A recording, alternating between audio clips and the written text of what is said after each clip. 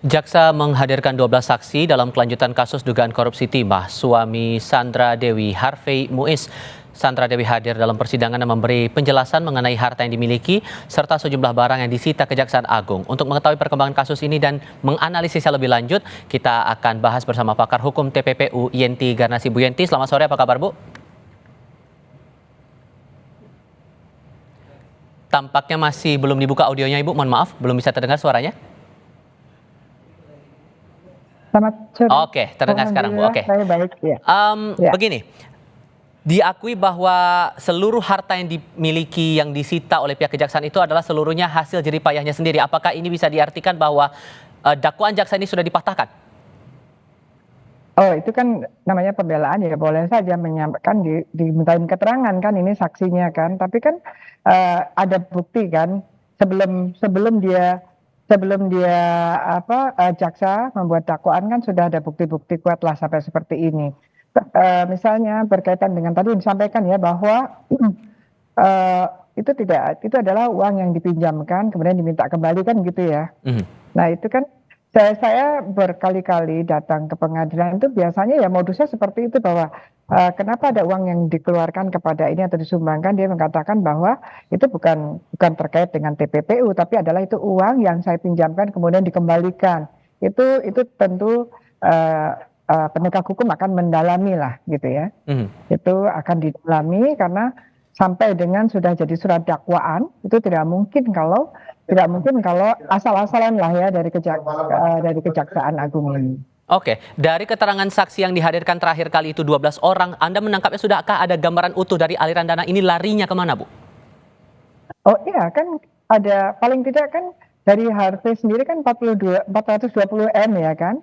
Nah ini kan dari masing-masing itu kan misalnya sebetulnya yang terlibat di dalam kasus kejahatan asalnya yang namanya korupsi tata niaga timah itu kan, nah ini kan suaminya, dan sekarang ini saksi isinya dijadikan saksi berkaitan dengan dakwaan TPPU suaminya. Karena memang demikian, ketika ada korupsi yang dilakukan seseorang dan kemudian uang hasil korupsi itu mengalir, ini baru yang 420 M kita bahas ya.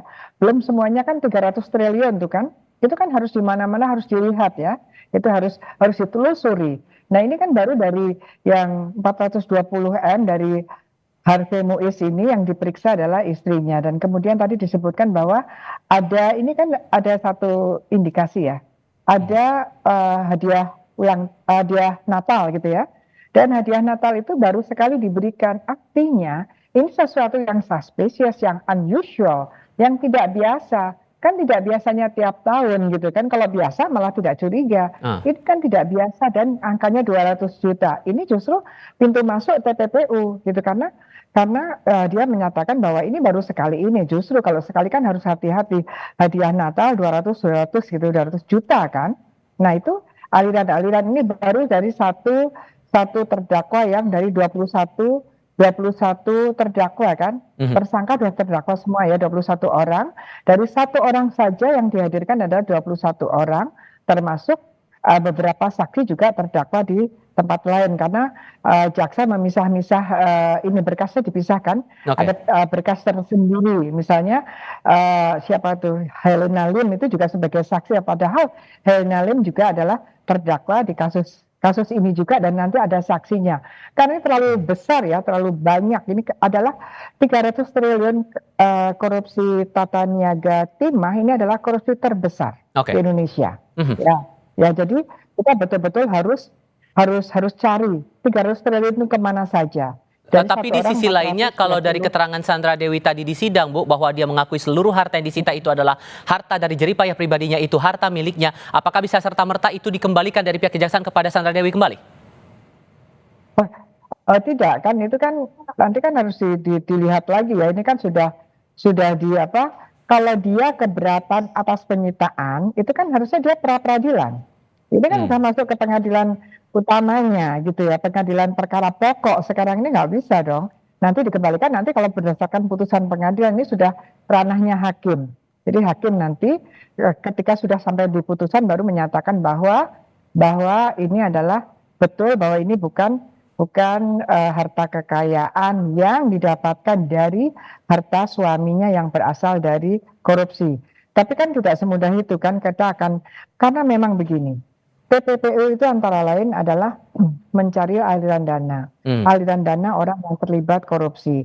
Aliran dana orang yang terlibat korupsi dan dikaitkan dengan TPPU itu adalah berkaitan dengan pasal 5, yaitu TPPU pasif, orang-orang yang menerima siapa? Tentu nomor satu adalah orang-orang terdekatnya. Makanya dipanggil keluarganya itu anaknya, untuk bersaksi di pengadilan, begitu ya Bu? itu suaminya.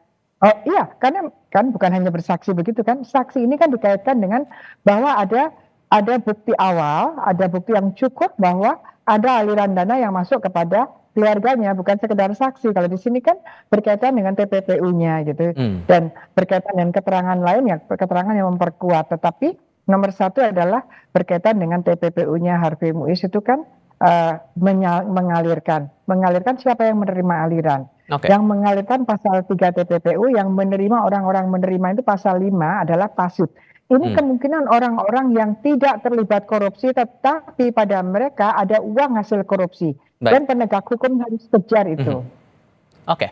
Ini masih akan tetap dijalankan proses sidang di Pengadilan Tindak Pidana Korupsi Jakarta Pusat. Bu Yenti, terima kasih banyak sudah berbagi perspektif bersama kami. Sehat selalu ya Bu, selamat sore. Terima kasih.